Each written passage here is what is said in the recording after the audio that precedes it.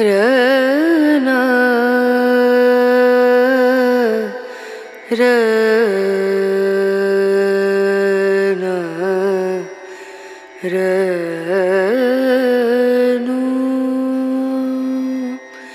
ರೇ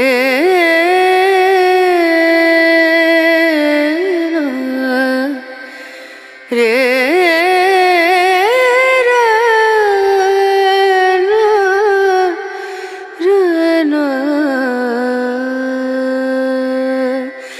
नजरिया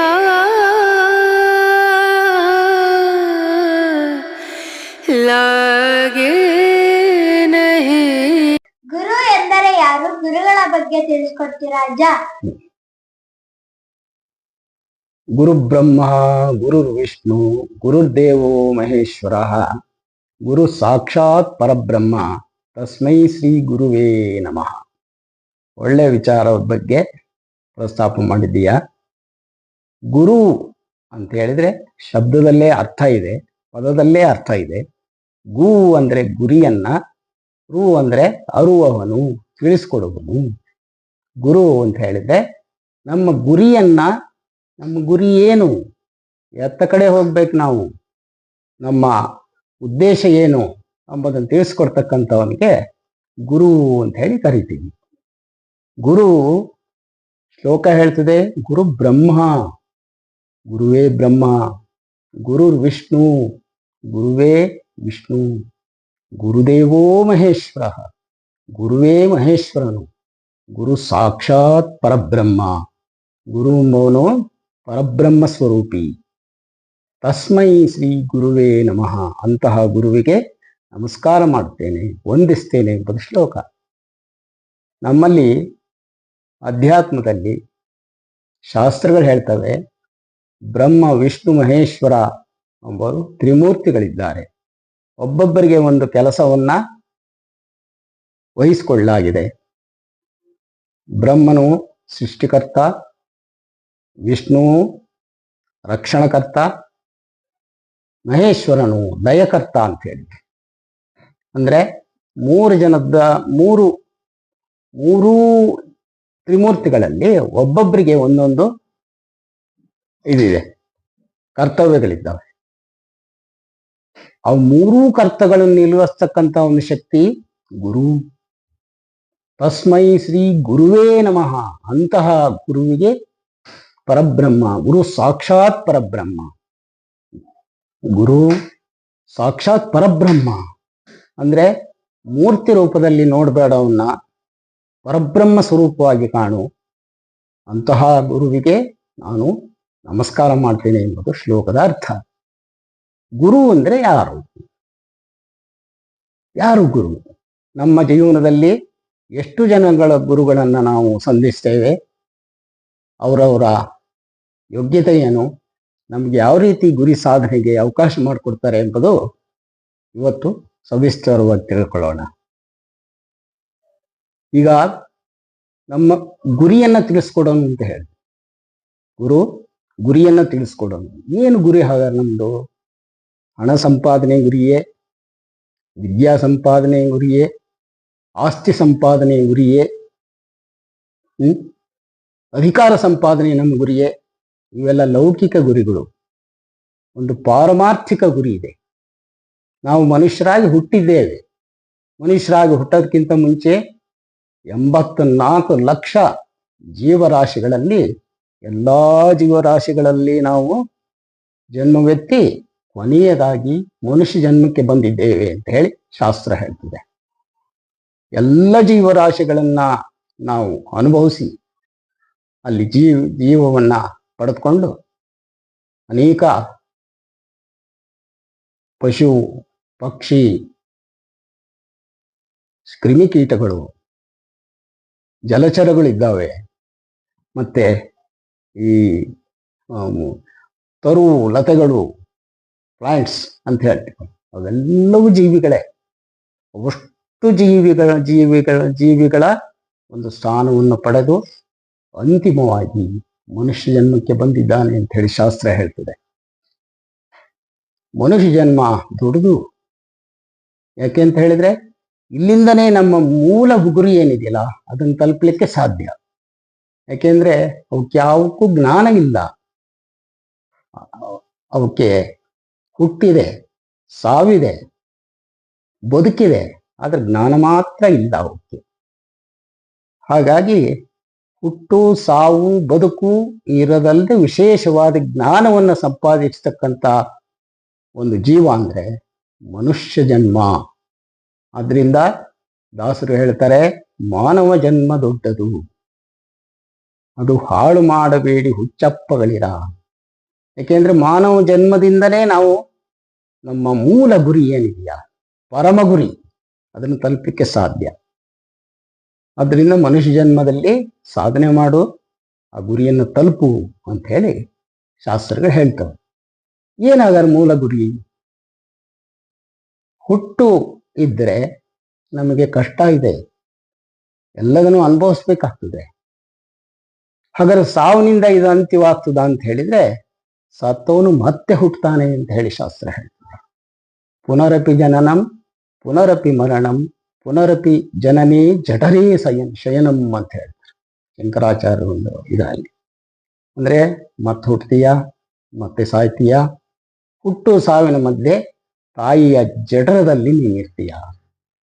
ಅಂದ್ರೆ ಇದು ಒಂದು ದೊಡ್ಡ ಚಕ್ರ, ಜೀವನ ಚಕ್ರ ನಡೀತಾ ಇರ್ತದೆ. ಇದನ್ನ ದಾಟಿ ದಾಟಿ ದಾಟಿ ದಾಟಿ ದಾಟಿ ಎಲ್ಲ ಯೋನಿಗಳಲ್ಲೂ ಹುಟ್ಟಿ ಅಂತಿಮವಾಗಿ ಮನುಷ್ಯ ಜನ್ಮಕ್ಕೆ ಬಂದಿದ್ದೇವೆ. ನಮ್ಮ ಪರಮ ಗುರಿ ಏನು ಹಾಗಾದ್ರೆ? ಅಂದ್ರೆ ಮತ್ತೆ ಹುಟ್ಟು ಸಾವು ಇಲ್ಲದ ಸ್ಥಿತಿಯನ್ನ ತಲುಪ್ತಕ್ಕಂಥದ್ದು ಪರಮ ಗುರಿ. ನಮಗೆ ಗೊತ್ತಿಲ್ಲದೆ ಇರಲಿ, ಅದನ್ನು ಸಾಧನೆ ಮಾಡದೇ ಗುರಿ. ಪರಮಾತ್ಮನ ಇಚ್ಛೆನೇ ಆಗಿದೆ. ಅದಕ್ಕೆ ಅನೇಕ ಅರ್ಥಗಳನ್ನು ಹೇಳ್ತಾರೆ. ಮೋಕ್ಷ ಅಂತ ಹೇಳ್ತಾರೆ. ಮೋಕ್ಷ ಅಂದ್ರೆ ಮತ್ತೆ ಹುಟ್ಟು ಸಾವು ಇಲ್ಲದ ಸ್ಥಿತಿ. ಎಲ್ಲಿಂದ ನಾವು ಬಂದಿದ್ದೇವೋ ಆ ಪರಮಾತ್ಮನಲ್ಲಿ ನಾವು ಲೀನವಾಗ್ತಕ್ಕಂಥದ್ದಕ್ಕೆ ಮೋಕ್ಷ ಅಂತ ಹೇಳ್ತಾರೆ. ಮೋಕ್ಷದಲ್ಲಿ 4 ರೀತಿಯ ಮೋಕ್ಷಗಳಿದ್ದಾವೆ. 4 ರೀತಿಯ ಮೋಕ್ಷಗಳಿದ್ದಾವೆ. ಒಂದನೇದಾಗಿ ಸಾಲೋಕ್ಯ, ಸಾರೋಪ್ಯ, ಸಾಮೀಪ್ಯ ಮತ್ತು ಸಾಯುಜ್ಯ ಮೋಕ್ಷ ಅಂತ. ಸಾಲೋಕ್ಯ ಅಂದ್ರೆ ಪರಮಾತ್ಮನ ಲೋಕದಲ್ಲಿ ಹೋಗಿ ಸೇರೋದು. ಸಾಮೀಪ್ಯ ಅಂದ್ರೆ ಅವನ ಸಮೀಪದಲ್ಲೇ ಇರ್ತಕ್ಕಂಥದ್ದು. ಸಾಲೋಕ್ಯ, ಸಾಮೀಪ್ಯ. ಕೊನೆಯದಾಗಿ ಸಾಯುಜ್ಯ. ಸಾಯುಜ್ಯ ಮೋಕ್ಷ ಶ್ರೇಷ್ಠ. ಸಾರೋಪ್ಯ ಆಗಲಿ, ಸಾಲೋಕ್ಯ ಆಗಲಿ, ಸಾಮೀಪ್ಯ ಆಗಲಿ ಮತ್ತೆ ಪುನರ್ಜನ್ಮ ಉಂಟವುಕ್ಕೆ. ಆದರೆ ಸಾಯುಜ್ಯ ಮೋಕ್ಷಕ್ಕೆ ಹೋದನಿಗೆ ಮತ್ತೆ ಹುಟ್ಟಿಲ್ಲ ಅಂದಮೇಲೆ ಸಾವು ಇಲ್ಲ. ಆ ಸ್ಥಿತಿಯನ್ನು ತಲುಪತಕ್ಕಂಥದ್ದಕ್ಕೆ ಪರಮ ಮೋಕ್ಷ ಅಂತ ಹೇಳಿ ಕರಿತೀವಿ. ಸಾಲೋಕ್ಯ ಮೋಕ್ಷ ಅಂತ ಹೇಳಿದ್ರೆ ಪರಮಾತ್ಮನ ಲೋಕದಲ್ಲಿ ಇರೋರು. ಅನೇಕ ದೇವತೆಗಳಿದ್ದಾರೆ ಅಂತ ಹೇಳಿ ನಮ್ಮ ಶಾಸ್ತ್ರಗಳು ಹೇಳ್ತವೆ. ಅವನ ಲೋಕದಲ್ಲಿ ಇದ್ದವರು ಬೇಕಾದಷ್ಟು ಉದಾಹರಣೆಗಳಿದ್ದಾರೆ. ಪರಮಾತ್ಮನ ಲೋಕದಲ್ಲಿ ಇರ್ತಾರೆ ಅನೇಕ ದೇವತೆಗಳು, ಗಂಧರ್ವರು ಬೇಕಾದಷ್ಟಿದ್ದಾರೆ. ಸಾಲೋಕ್ಯ ಅವನ ಲೋಕದಲ್ಲಿ ಇರ್ತಕ್ಕಂಥ ಮತ್ತೆ ಹೊರಗೆ ಬರ್ಬೇಕಾಗ್ತದೆ ಅವರು ಇನ್ನೊಂದ್ಸಾರಿ. ಏಕೆಂದ್ರೆ ಪರಮಾತ್ಮನೇ ಎಲ್ಲ ಯುಗಗಳಲ್ಲಿ ಅವತಾರ ಮಾಡದಂತೆ ಕಲಿಯುಗದಲ್ಲಿ ಅವತಾರ ಮಾಡೋಕ್ಕಾಗೋದಿಲ್ಲ. ಅವನ ಕೆಲಸ ಮಾಡಲಿಕ್ಕೆ ಅವನ ಲೋಕದಲ್ಲಿ ಇರ್ತಕ್ಕಂಥ ಸುಜೀವಿಗಳನ್ನ ಮತ್ತೆ ಸೃಷ್ಟಿ ಮಾಡ್ತಾನೆ ಅಂತಿದೆ. ಮತ್ತವನು ಅವನಿಗೆ ಬಂದ ಆದ್ಮೇಲೆ ಇಲ್ಲಿ ಭೂಮಿ ಭೂಸ್ಪರ್ಶ ಆದ ಕೂಡಲೇ ಜೀವಿ ಭೂಮಿಯ ಎಲ್ಲ ಕಷ್ಟ ಸುಖಗಳನ್ನೂ ಅನುಭವಿಸಬೇಕಾಗುತ್ತೆ. ಪರಮಾತ್ಮನೇ ಇಲ್ಲಿ ಬಂದು ಸಹಿತ ಅನುಭವಿಸಿದ್ದಾನೆ. ಆದ್ದರಿಂದ ಸಾಲೋಕ್ಯ. ಸಾರೂಪ್ಯ ಲೋಕ, ಸಾರೂಪ್ಯ ಮೋಕ್ಷ ಅಂದ್ರೆ ಅವನ ರೂಪದಲ್ಲಿ ಇರೋದು. ಉದಾಹರಣೆಗೆ ಜಯ ವಿಜಯರು ವಿಷ್ಣುವಿನ ರೂಪದಲ್ಲೇ ಇದ್ದಾರೆ. ಶಂಖಚಕ್ರ ಗದಾಧಾರಿಗಳಾಗಿ ಚತುರ್ಬಾಹುಗಳನ್ನು ಹೊಂದಿರತಕ್ಕಂಥ ಜಯ ವಿಜಯರು ಸಾರೂಪ್ಯ ಅವನ ರೂಪದಲ್ಲೇ ಇರೋದು. ಅವರಿಗೂ ಸಹಿತ ಮತ್ತೆ ಹುಟ್ಟಿದೆ. ಏಕೆಂದ್ರೆ ದಶಾವತಾರದಲ್ಲಿ ಅವ್ರ ಕಥೆಗಳೆಲ್ಲ ಬರ್ತದೆ. ಶಾಪಗ್ರಸ್ತರಾಗಿ ಭೂಮಿ ಮೇಲೆ ಹುಟ್ಟಿದ್ರು. ಅವರಿಗೂ ಅಂತ್ಯ ಇಲ್ಲ, ಹುಟ್ಟು ಸಾವಿನಿಂದ ಬಿಡುಗಡೆ ಇಲ್ಲ. ಸಾಮೀಪ್ಯ ಅಂದ್ರೆ ಅವನ ಸಮೀಪದಲ್ಲೇ ಇರ್ತಕ್ಕಂಥದ್ದು. ಶೇಷ, ಗರುಡ, ಇನ್ನೂ ಅನೇಕ ಇದೆ. ಅವೆಲ್ಲ ಅವನ ಸಮೀಪದಲ್ಲೇ ಇರ್ತಕ್ಕಂಥ, ಅವ್ರಿಗೂ ಸಹಿತ ಪುನರ್ಜನ್ಮ ಉಂಟು. ಸಾಯುಜ್ಯ ಅಂದ್ರೆ ಅವನಲ್ಲೇ ಹೋಗಿ ಲೀನವಾಗ್ತಕ್ಕಂಥ, ಮತ್ತೆ ಹುಟ್ಟು ಸಾವು ಇಲ್ಲ ಸ್ಥಿತಿ. ಹುಟ್ಟು ಸಾವು ಇತ್ತು ಅಂದಮೇಲೆ ದೇಹ ಇದ್ಮೇಲೆ ದೇಹದ ಎಲ್ಲಾ ಬಂಧನಕ್ಕೂ ಒಳಪಡ್ತಾನೆ. ದೇಹ ಇಲ್ಲದಿದ್ದಂಥ ಸ್ಥಿತಿ ತಲುಪತಕ್ಕಂಥದ್ದಕ್ಕೆ ಸಾಯುಜ್ಯ ಮೋಕ್ಷ ಅಂತ ಕರಿತೀವಿ. ಈ ಮೋಕ್ಷಕ್ಕೆ ನಾವು ಪ್ರಯತ್ನ ಮಾಡಬೇಕು. ನಮಗೆ ಗೊತ್ತಿಲ್ಲ, ಗೊತ್ತು ಮಾಡ್ಲಿ. ಈ ಮೋಕ್ಷಕ್ಕೆ ಪ್ರಯತ್ನ ಮಾಡಬೇಕಾದ್ರೆ ಅನೇಕ ಗುರುಗಳು ನಮಗೆ ಸಿಗ್ತಾರೆ. ಅಂದ್ರೆ ಹುಟ್ಟಿದ್ರೆ ತಾನೇ ನಾವು ಸಾಧನೆ ಮಾಡ್ಲಿಕ್ಕೆ ಸಾಧ್ಯ. ಹುಟ್ಟಿಗೆ ಕಾರಣ ಯಾರು? ತಾಯಿ. ತಾಯಿ ಗರ್ಭದಿಂದ ಜನಿಸ್ತೀವಿ. ಅದಕ್ಕೆ ತಾಯಿ ಪ್ರಥಮ ಗುರು. ಮಾತೃದೇವೋ ಭವ ಅಂತ ಹೇಳಿ ಕರೆದಿದ್ದಾರೆ. ಬರೀ ತಾಯಿ ನಮಗೆ ಜನ್ಮ ಕೊಟ್ಟಾಗ ಇದೊಂದು ಮಾಂಸದ ಮುದ್ದೆ, ಇದು ಬೇಡ ಅಂತ ದಬ್ಬಿದ್ ಬಿಟ್ರೆ ಅವನಿಗೆ ಅಂತ್ಯ ಅಲ್ಲೇನೆ. ಗೊತ್ತಾಯ್ತಲ್ಲ? ಅವನಿಗೆ ಅಂತ್ಯ ಅಂದಮೇಲೆ ಮತ್ತೆ ಹುಟ್ಟಬೇಕಾಗುತ್ತೆ. ಯಾಕೆಂದ್ರೆ ಕರ್ಮಗಳನ್ನ ತೀರಿಸ್ಲಿಕ್ಕೋಸ್ಕರ, ಋಣಗಳನ್ನ ತೀರಿಸ್ಲಿಕ್ಕೋಸ್ಕರ ಮತ್ತೆ ಹುಟ್ಟಬೇಕಾಗುತ್ತೆ. ಅದೇ ತಾಯಿಯಿಂದ ನಾವು ಪೋಷಣೆಗೊಳಪಟ್ಟು ಬೆಳೆದು ದೊಡ್ಡರಾಗ್ತೀವಿ.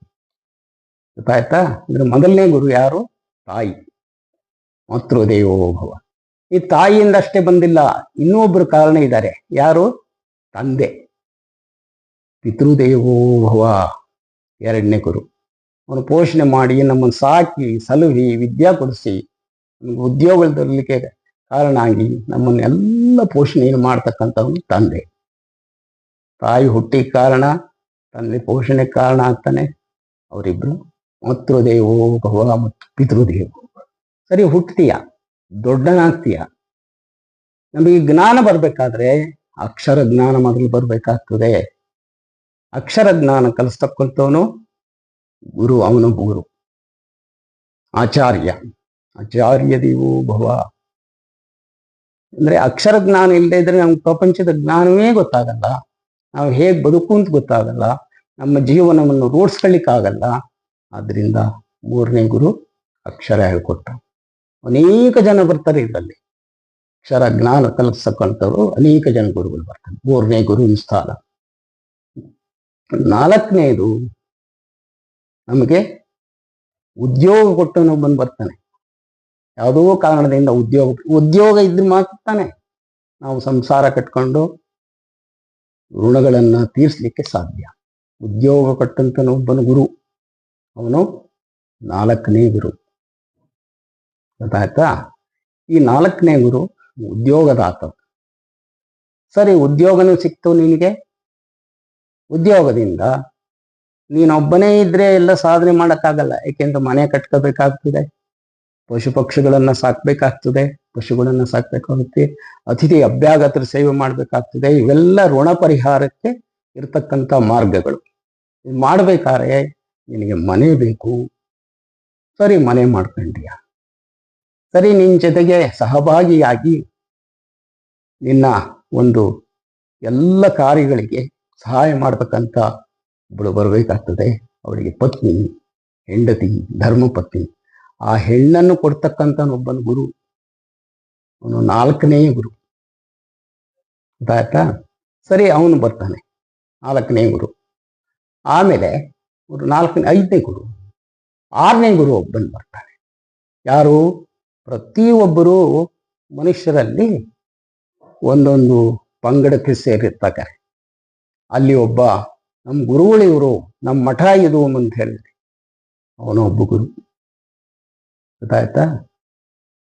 ಐದನೇ ಗುರು, ಆರನೇ ಗುರು, ಐದನೇ ಗುರು, ಆರನೇ ಗುರು ಆಯ್ತು. ಇಷ್ಟ ಆಯ್ತಾ? ಇದೆಲ್ಲದನ್ನು ಮೀರಿ ಒಬ್ಬ ಗುರು ಬರ್ತಾನೆ. ನಿಜವಾಗ್ಲೂ ಅವನಿಂದ ನಾವು ಉದ್ಧಾರ ಆಗ್ತೀವಿ. ಅವನ ಮೇಲೆ ಹೆಚ್ಚು ನಂಬಿಕೆ ಬರ್ತದೆ. ಅಂತ ಗುರು ಯಾರು ಅಂದ್ರೆ ಏಳನೇ ಸದ್ಗುರು. ಅವನೇ ನಮಗೆ ನಿಜವಾದ ಮಾರ್ಗದರ್ಶನ ಮಾಡುವ ಸದ್ಗುರು. ಯಾರು ಆಗಿರ್ಬಹುದು, ಇಷ್ಟರಲ್ಲೇ 5 ಜನದಲ್ಲಿ 6 ಜನದಲ್ಲೇ ಒಬ್ಬನಾಗಿರ್ಬಹುದು, ಅಥವಾ ಇನ್ನೊಬ್ಬನು ನಾವು ಮಠಕ್ಕೆ ಸೇರದೇ ಇದ್ದವನಾಗಿರ್ಬಹುದು, ಇನ್ಯಾರೋ ಆಗಿರ್ಬಹುದು.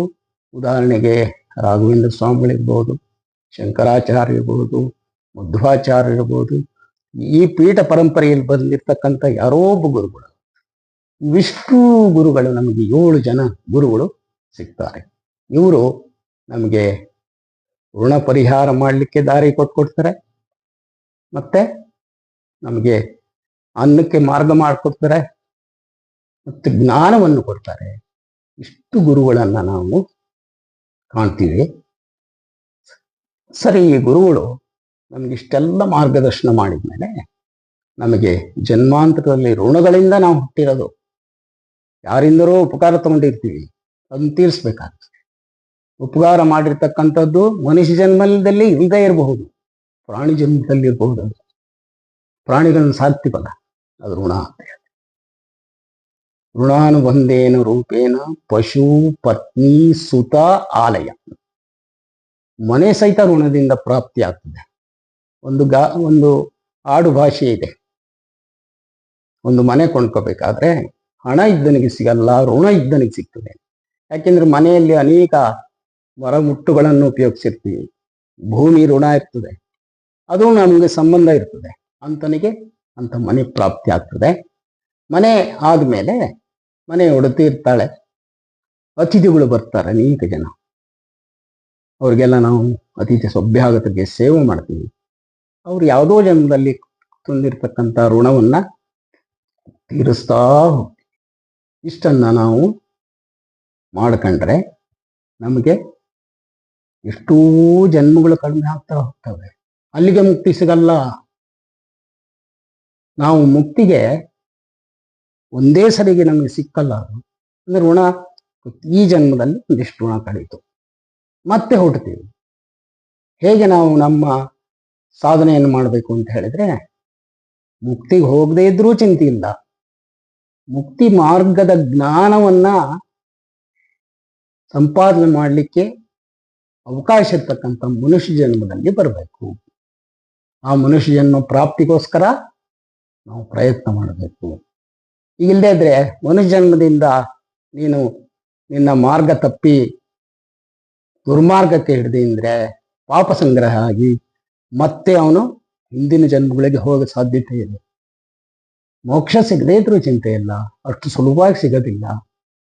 ಮತ್ತೆ ಮನುಷ್ಯ ಜನ್ಮವನ್ನೇ ಸಂಪಾದನೆ ಮಾಡಿ ಅವನಿಗೆ ಋಣಾದಿಗಳನ್ನ ಪರಿಹಾರ ಮಾಡಿಕೊಂಡು ಮುಕ್ತಿಗೆ ಹೋಗ್ತಕ್ಕಂಥ ಒಂದು ದಾರಿಯನ್ನ ಕಂಡ್ಕೊಳ್ಬೇಕು. ಈ ದಾರಿಯನ್ನು ಕಂಡ್ಕೊಳ್ಳಿಕ್ಕೆ ನಮಗೆ ಇಷ್ಟೂ ಜನ ಸಹಾಯ ಮಾಡ್ತಾರೆ. ಇದನ್ನೆಲ್ಲ ಮಾಡಿ ನಾವು ಮತ್ತೆ ಹುಟ್ಟು ಸಾವಿಲ್ಲತಕ್ಕಂಥ ಒಂದು ಸದ್ಗತಿಯನ್ನ ಸೇರ್ಲಿಕ್ಕೆ 7 ಜನ ಗುರುಗಳು ಕಾರಣ ಆಗ್ತಾರೆ. ಗೊತ್ತಾಯ್ತಾ? ಇದಕ್ಕೆ ಗುರು ಅಂತ ಹೇಳಿ ಕರಿತೀವಿ. ಇಂಥವ್ರು ಅನೇಕ ಗುರುಗಳಿದ್ದಾರೆ. ಗುರುವಿನ ಸ್ವರೂಪ ಏನು ಹಾಗಾದ್ರೆ ಅಂತ ಹೇಳಿದ್ರೆ, ಈಗ ಒಂದು ಸಂದರ್ಭ ಆಗ್ತದೆ. ದೇವರುಗಳಲ್ಲಿ ಹೇಗೆ ಬೇರೆ ಬೇರೆ ಬೇರೆ ಇದೆಯೋ ರೂಪಗಳು, ಗುರುವಿನಲ್ಲೂ ಬೇರೆ ಬೇರೆ ಬೇರೆ ರೂಪಗಳಿದ್ದಾವೆ. ಆದ್ರೆ ಗುರುತ್ವ ಎಂಬುದು ಮಾತ್ರ ಒಂದೇ ಇರ್ತದೆ. ಅದ ಪರಬ್ರಹ್ಮ. ತಸ್ಮೈ ಶ್ರೀ ಗುರುವೇ ನಮಃ. ಗುರು ಸಾಕ್ಷಾತ್ ಪರಬ್ರಹ್ಮ. ಪರಬ್ರಹ್ಮ ಸ್ವರೂಪದಲ್ಲಿ ಗುರುವಿನ ನೋಡ್ಬೇಕಾದ್ರೆ ಅವನ ಬಾಹ್ಯ ಸ್ಥಿತಿಯನ್ನು ನೋಡಬಾರ್ದು, ಅಂತಃಸ್ಥಿತಿಯನ್ನು ನೋಡ್ಬೇಕು. ಈಗ ಮನೆಗೆ ಒಬ್ಬರು ಗುರುಗಳು ಅಂತ ಹೇಳಿ ಯಾರನ್ನೋ ಕರ್ಕೊಂಡ್ ಬರ್ತೀವಿ. ಅವರು ವರ್ಣದಲ್ಲಿ ವ್ಯತ್ಯಾಸ ಇರ್ಬೋದು, ಬಣ್ಣದಲ್ಲಿ, ರೂಪದಲ್ಲಿ ವ್ಯತ್ಯಾಸ ಇರ್ಬೋದು, ಅವರ ಹಣೆ ಮೇಲೆ ಇರ್ತಕ್ಕಂಥ ಲಾಂಛನದಲ್ಲಿ ವ್ಯತ್ಯಾಸ ಇರ್ಬೋದು. ಅದಕ್ಕೋಸ್ಕರ ಏನ್ ಮಾಡಿದೆ ಶಾಸ್ತ್ರದಲ್ಲಿ, ಗುರುವಿಗೆ ಮುಖ ನೋಡಬೇಡ, ಪಾದ ನೋಡು. ಗುರುವಿಗೆ ಮುಖ್ಯವಾಗಿ ಪಾದ ಪೂಜೆ ಇಟ್ಟಿದ್ದಾರೆ. ಪಾದದಲ್ಲಿ ವ್ಯತ್ಯಾಸ ಇರೋದಿಲ್ಲ ಗುರುವಿನಲ್ಲಿ. ಪಾದ ನೋಡ್ಕೊಂತ ಇದು ಮಾಡು. ಅದಕ್ಕೋಸ್ಕರ ಪಾದ ಪೂಜೆ, ಕಾಣಿಕೆ ಕೊಡೋದಾದ್ರು ಪಾದದ ಮೇಲೆ ಹಾಕೋ, ಪಾದ ಕಾಣಿಕೆ ಅಂತ ಕರಿತೀವಿ. ಆವಾಗ ನನ್ನ ಗುರು ಇವನು ಅಲ್ಲ ಎಂಬ ಭಾವನೆಯಿಂದ ನೀನು ಬಿಡುಗಡೆ ಹೊಂದ್ತೀಯ. ಯಾಕೆಂದ್ರೆ ಎಲ್ಲ ಪಾದಗಳು ಒಂದೇ ಥರ ಇರ್ತದೆ. 2 ಅರ್ಥದಲ್ಲಿ ಪಾದ ಪೂಜೆಯನ್ನು ಇಟ್ಟಿದ್ದಾರೆ. ಒಂದು, ಗುರು ನನ್ನ ಗುರು ಅಲ್ಲ ಎಂಬ ಭಾವನೆ ಬರಬಾರದು ಎಂಬುದುಂಟು. ಮತ್ತೆ ನಡೆದಾಡ್ತಕ್ಕಂಥ ದೇವರು ಅವನು ಗುರು ಅಂದ್ರೆ. ನಡೆದಾಡೋದು ಯಾತ್ರಿಂದ, ಯಾವ ಅಂಗದಿಂದ? ಕಾಲಿನಿಂದ. ಅದಕ್ಕೆ ಇವನು ನಡೆದಾಡ್ತಕ್ಕಂಥ ದೇವರು, ಅದರಿಂದ ಅವನ ಕಾಲು ಪೂಜೆ. ಇದು ವೀರಶೈವ ಧರ್ಮದಲ್ಲಿ ಅವನಿಗೆ ಜಂಗಮ ಅಂತ ಕರೀತಾರೆ. ಅಂದ್ರೆ ನಡೆದಾಡೋ ತೇರು ಅಂತ. ಜಂಗಮ ಅಂದ್ರೆ ಓಡಾಡೋದು, ನಡೆದಾಡೋದು. ಆಮೇಲೆ ಶರಂತ ಅಂತ ಒಂದು ಪದ ಇದೆ ಅಲ್ಲಿ, ಅಂದ್ರೆ ಚಲಿಸೋದು ಅಂತ, ಚಲಿಸುವ ದೇವರು ಅಂತ. ಪಾದಪೂಜೆಗೆ ಅವಕಾಶ, ಪಾದಕೆಗೆ ಹೆಚ್ಚು ಪ್ರಾಶಸ್ತ್ಯ ಕೊಟ್ಟಿದ್ದಾರೆ ಗುರುವಿಗೆ. ಹೀಗೆ ಗುರುವನ್ನು ನಾವು ಪಡೆದುಕೊಂಡು ನಮ್ಮ ಮೂಲ ಗುರಿಯನ್ನು ತಲುಪಲಿಕ್ಕೆ ಪ್ರಯತ್ನ ಮಾಡಬೇಕು. ಒಂದು ದಿವಸ ಎಷ್ಟೋ ಜನ್ಮಕ್ಕೆ ಮತ್ತೆ ನಮಗೆ ಪ್ರಾಪ್ತಿಯಾಗಲಿಕ್ಕೆ ಸಾಧ್ಯ. ನಾವಷ್ಟೇ ಸಾಧನೆ ಮಾಡಿ ಬೇಗ ಹೋಗ್ಬೋದು, ತನ್ನಷ್ಟು ತಾನೇ ನಡೆದು ಹಳೆಯ ಕಾಲಕ್ಕೆ ಅಂತ್ಯಕಾಲಕ್ಕೆ ಎಲ್ಲರೂ ದೇವರಿಂದ ಬಂದರೆ ಎಲ್ಲರೂ ದೇವರಲ್ಲಿ ಸೇರ್ತಾರೆ. ಅದು ಲಕ್ಷಾಂತರ ಕೋಟ್ಯಾಂತರ ವರ್ಷಗಳಾಗ್ತಿದೆ. ಅದನ್ನು ತಪ್ಪಿಸ್ಕೊಳ್ಳಿಕ್ಕೋಸ್ಕರ ನಾವು ಸಾಧನೆ ಮಾಡ್ತಾ ಮೆಟ್ಲು ಮೆಟ್ಲು ಮೆಟ್ಲು ಹತ್ಕೊಂತ ಪ್ರಯತ್ನ ಮಾಡಿ ದೇವರಲ್ಲಿ ಸೇರಬೇಕು. ದೇವರು ಕರುಣಾಮಯಿ ಅಂತ ಹೇಳ್ತಾರೆ. ಸುಮಾರು 100 ಮೆಟ್ಲಿಗೆ ದೇವರು ಸಿಗ್ತಾನೆ ಅಂದರೆ ಪ್ರಯತ್ನ ಪಟ್ಟು ಒಂದೊಂದೇ ಮೆಟ್ಲು ಹತ್ತಾ ಹೋಗ್ತು, ಸಾಧನೆ ಮಾಡ್ತಾ ಮಾಡ್ತಾ ಮಾಡ್ತಾ 60-70 ಮೆಟ್ಲಿಗೆ ಹೋಗ್ಬಿಟ್ರೆ, ಅರ್ಧಕ್ಕಿಂತ ಹೆಚ್ಚು ಹೋಗ್ಬಿಟ್ರೆ ದೇವರು ನಮ್ಮ ಮೇಲೆ ಕರುಣೆ ತೋರಿಸಿ ತಾನೇ ಹೇಳಿದ್ ಹೊತ್ತ ನೀನು ಉಳಿದ ಮೆಟ್ಲು ನಮ್ಮನ್ನು ಕರ್ಕೊಂಡು ಅಂತ ಒಂದು ಸ್ಥಿತಿಯನ್ನ ಮನುಷ್ಯಜನ್ಮದಲ್ಲಿ ಮಾತ್ರ ಪಡೆಯಕ್ಕೆ ಸಾಧ್ಯ. ಇನ್ನು ಯಾವ ಜನ್ಮದಲ್ಲೂ ಇದು ಇಲ್ಲ ಅಂತೇಳಿ ಇಂಥದ್ದು ಗುರು. ಆ ಗುರುವನ್ನ ನಾವು ಸಂಪಾದನೆ ಮಾಡಬೇಕು. ಆ ಗುರುವಿಗೆ ನಾವು ಹೆಚ್ಚು ಅವನಿಗೆ ನಾವು ಮಾರ್ಗದರ್ಶನಕ್ಕೆ ಅವನ ಪ್ರಯೋಜನವನ್ನು ಪಡೆದುಕೊಂಡು ನಮ್ಮ ಅಂತಿಮ ಗುರಿಯಾದಂತಹ ಮೋಕ್ಷಕ್ಕೆ ನಾವು ಪ್ರಯತ್ನ ಮಾಡಬೇಕು ಎಂಬುದು ಗುರುವಿನ ಮೂಲ ಉದ್ದೇಶ. ನೀವು ಗುರುಗಳಾಗಿ ಗುರುಗಳ ಬಗ್ಗೆ ಮಾಹಿತಿ ತಿಳಿಸ್ಕೊಟ್ಟಿದ್ದಕ್ಕೆ ಧನ್ಯವಾದ.